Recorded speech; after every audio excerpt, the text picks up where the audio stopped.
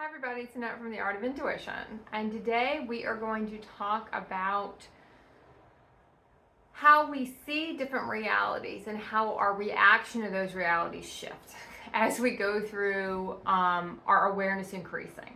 And this is something that is really different than our human consciousness was able to understand, right? And that is the one thing as you go through ascension, you really start to see the difference in your human consciousness awareness and your ascended consciousness awareness, and how limited our human consciousness is, and how we can't see how we're creating a reality, how we can't see how we keep recreating it, how we can't see all the signs of certain things about to happen, how we don't see how we trigger those realities to happen. And because we don't have the insight into seeing how the creation process works, we have no agency, right? We just kind of experience the reality as it comes along, right? You apply for different jobs, one of them comes in, you get that job, you go through that space, you meet different people, you get in a relationship, maybe you have kids, maybe you don't. You go through your human journey very much blindfolded. Not realizing you are creating the realities based on the frequency you're transmitting. But because we can't see them creating, we feel like, in a way, we get blindsided about a lot of them. We get surprised. We get maybe excited about something happening and are really sad when something else happens. Because realities are really meant to trigger emotions when we're in our human consciousness. They're meant to clear out our emotional body, in a sense, to purge our body of anything that's not higher frequency toning. I don't know why I'm saying that word, but it's kind of the word I kind of want to use here. Higher frequency wavelengths, anything that's not happiness, joy, bliss, we're trying to clear that. But the issue is there's so much everything else in the body that we have so much to clear. That's why we set up all these realities time after time after time. And the majority of them, they kind of never end the way we want them to. We get excited about something, it doesn't turn out the way we thought it would, because we use a lot of the external to try to fill all the holes that the human consciousness has. We say it's blindsided, or it feels like it gets blindsided by a lot of realities. That there's a lot of Swiss cheese in what we can see. We only see parts of it. We only see our perspective of it. We don't understand that we're creating it. We're the ones doing it all, and how we're doing that. And then when we move into ascension, you're going to find a couple things start to change. Well, everything's going to change, but one of the big things about realities is you don't really get excited about too many anymore. Very few things get you excited. And one of the reasons for that is your frequency is at a higher, what I'm going to call like a home frequency, a higher base point. You're just not in the low body frequency anymore. Your body frequency is increased. So your highs and lows are not highs and lows anymore. You're just operating at a higher frequency. So when you're trying to get excited about something, you don't have that far up to go. So it doesn't feel like this huge leap of excitement in a sense. You might have some joy around something you see finally happen, but you don't have as far to go to get there. The same thing with even sadness. You don't even carry that. You clear so much of that during your awakening and throughout your ascension process, more of a conscious clearing, even though you do set up realities to clear that too, especially in your awakening, that you kind of go through a really quick points of clearing a lot of these things. Quick realities, one after one after one after one after one. You feel like you keep getting hit, in a sense. And one of the big reasons for that is because the more you get kind of, how do I want to put this? I know we want to say, the more you kind of get beaten down by these realities, the more you're clearing. And that's the whole point of the realities. We want to make it all these other things. That's the only reason. The only reason we're doing them is to clear. So fast forward to ascension, especially when you've been through ascended realities for 3, 4, 5 years, you don't have as much. There's still a lot of, you still be clearing a lot of fear. You can, especially when your body starts changing a lot, you start feeling a lot of differences in how you're reacting to things, and you're triggering a lot of stuff. You can still be clearing a lot of stuff. Usually it can be quicker. It might be not as acute as it used to be. You kind of know what you're doing. You know you're clearing. You might even know you're being ridiculous. Your human mind is making something out to be this crazy thing, and you know it's even going to be that. So you can kind of put a kibosh on a lot of that stuff very quickly. And there's some things that'll spin you around for a bit, but in general, I do feel like it gets a little bit easier to kind of flow with it. But one of the things you will notice is you see a lot of realities forming. You know, it's not like the human realities where they're here and oh my God, I got to deal with it. Even though there's probably been 1,000 different energetic markers that this thing was going to happen, our human acts like it didn't know what the fuck was going on. Our humans going to be like, what the fuck? I had no idea.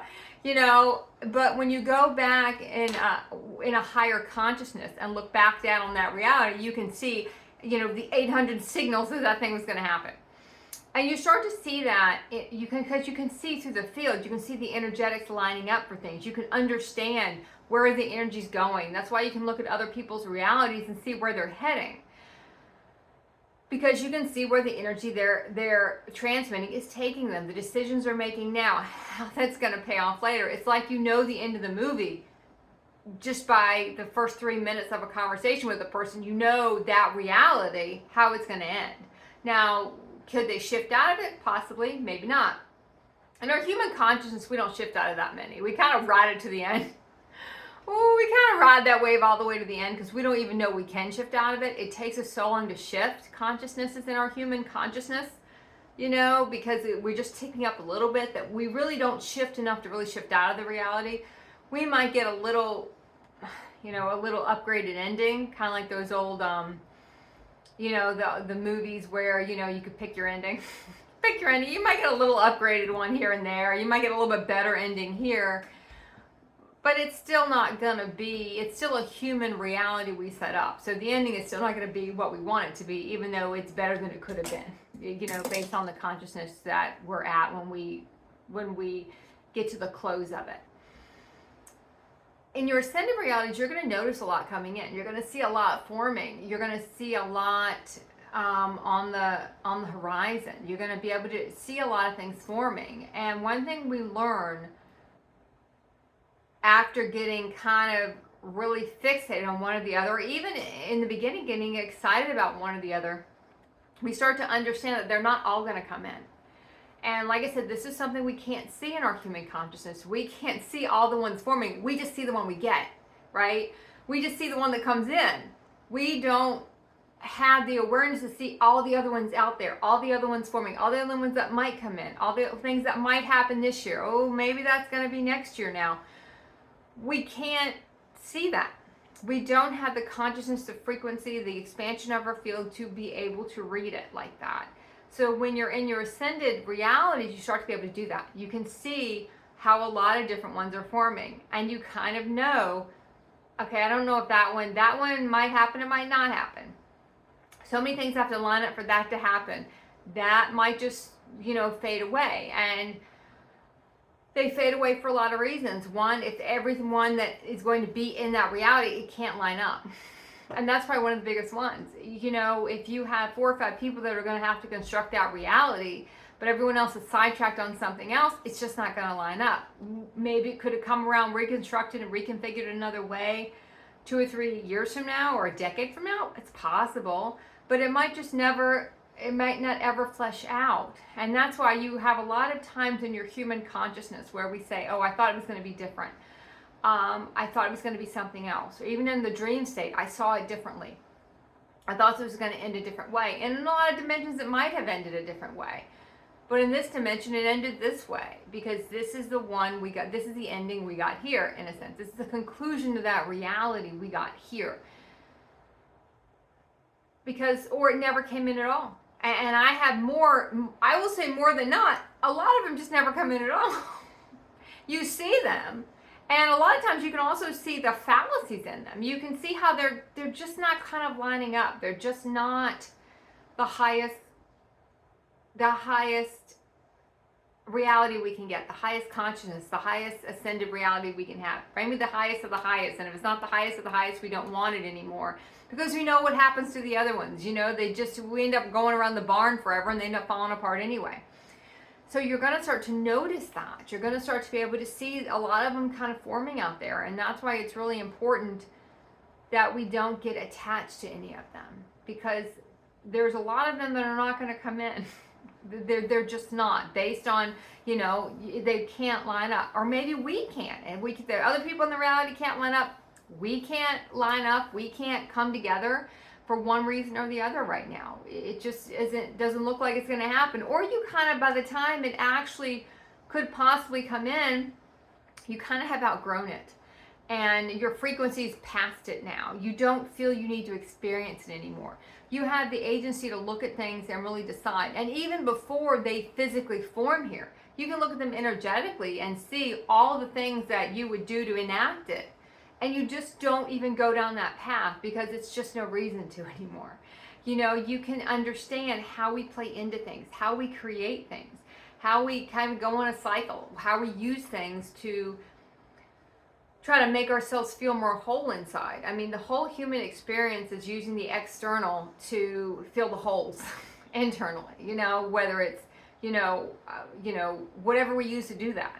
You know, that's all we do. You know, we buy things, whether it's people, whether it's places. We do different things. We're always trying to fill that lack inside of us because we feel like we're not enough. And technically, we're really not enough in those states because we're not our true state. We're not our authentic selves. We're our human hybrid, kind of a bastardization in a sense of who we really are. And when we're totally in that human consciousness, and that's the only consciousness we work from, when we do see something come in that is amazing and we're really excited about it, you just feel this elation about it. But because it's not your home frequency, you can't hold that.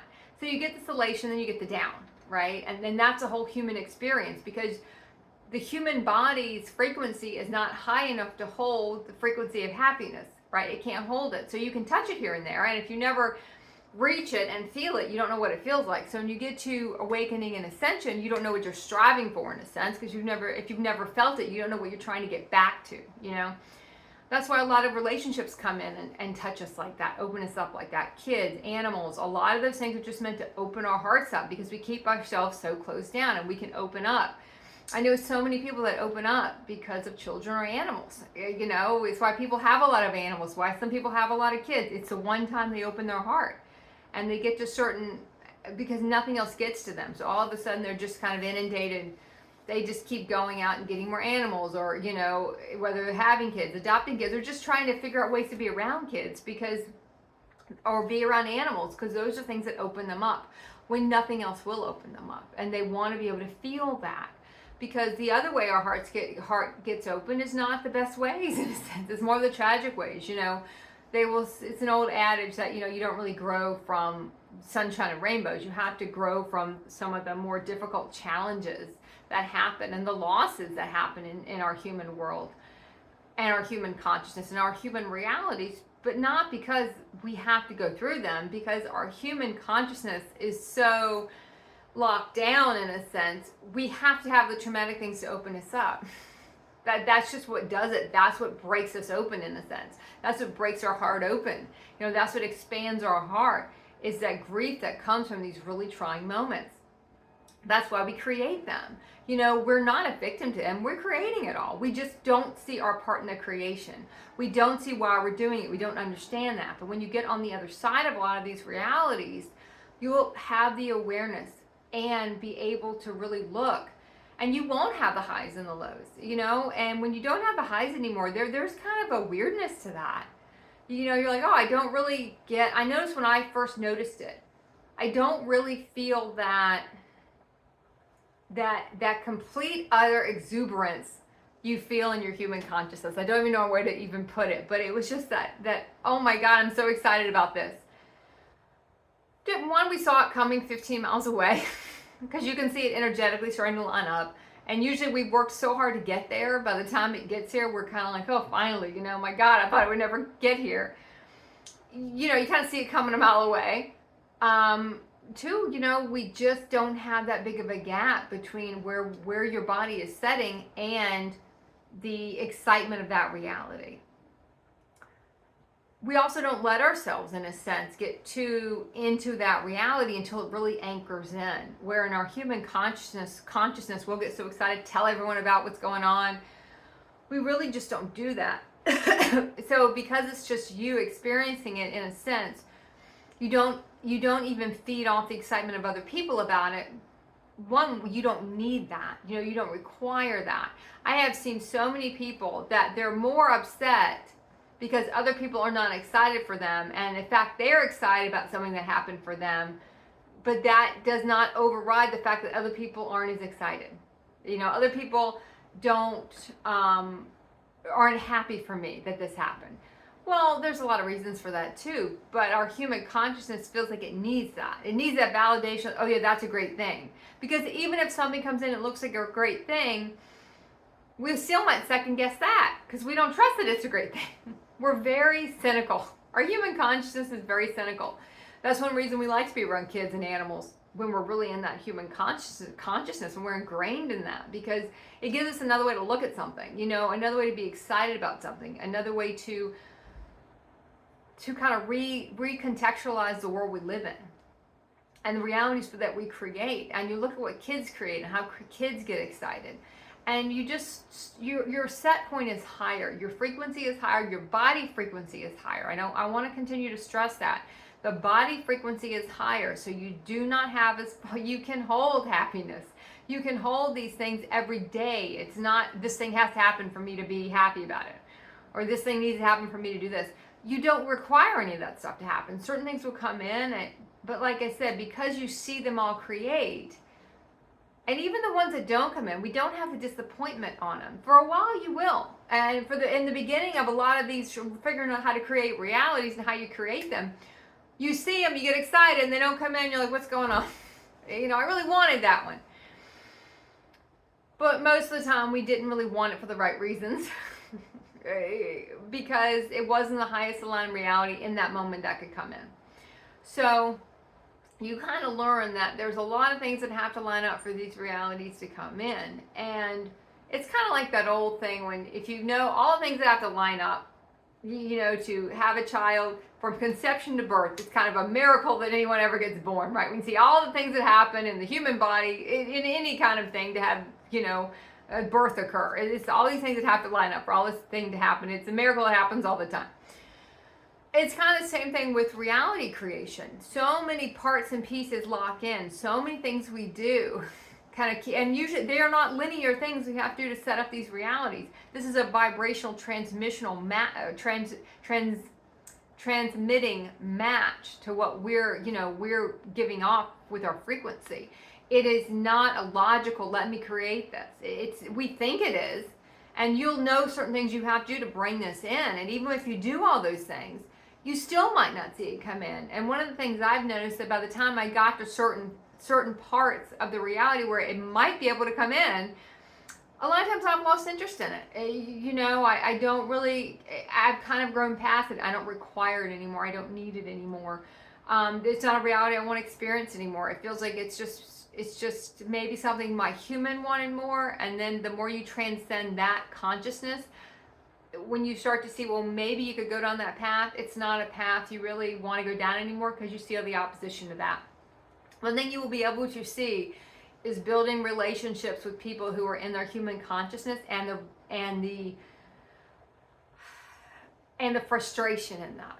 And that's not to saying one's good, one's bad. I mean, one's conscious, one's not, and it's not their time yet. And if it's not their time yet, if you've ever, even in our human consciousness, what we would experience, and you get people, you can even look at like people in different stages of their life. And when you try to explain to someone where you're at and you look at where they're at, and it's like, it's a chasm apart. It's the same thing. And a lot of that is also because you're in a different consciousness. Not as vastly different as human consciousness and ascended consciousness, but just different consciousness within the human consciousness. Because as you grow, your consciousness shifts.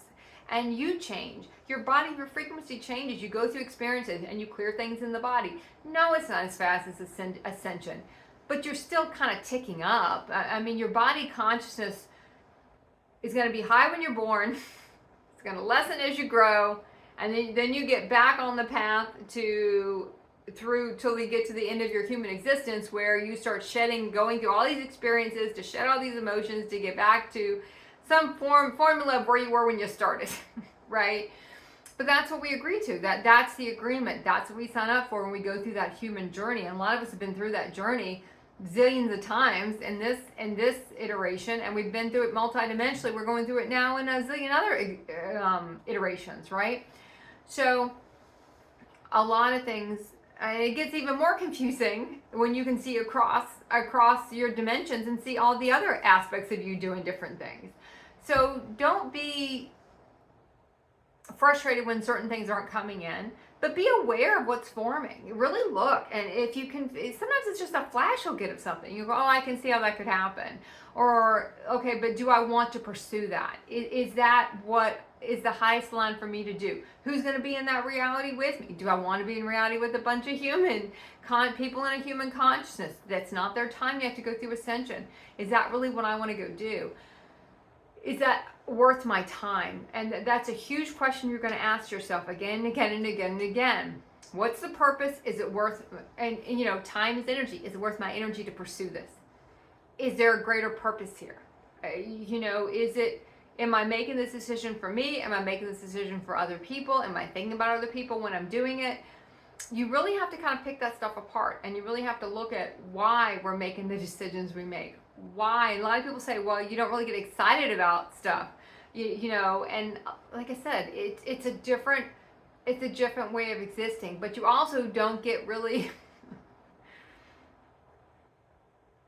you don't act human. I don't know another way really to explain that right now. I might come up with a different way later to kind of bridge that in, but you just don't act the same way you used to act. You know, you don't have the highs and the lows, you know, and for people who thrive on that, and in a human consciousness, people thrive on that.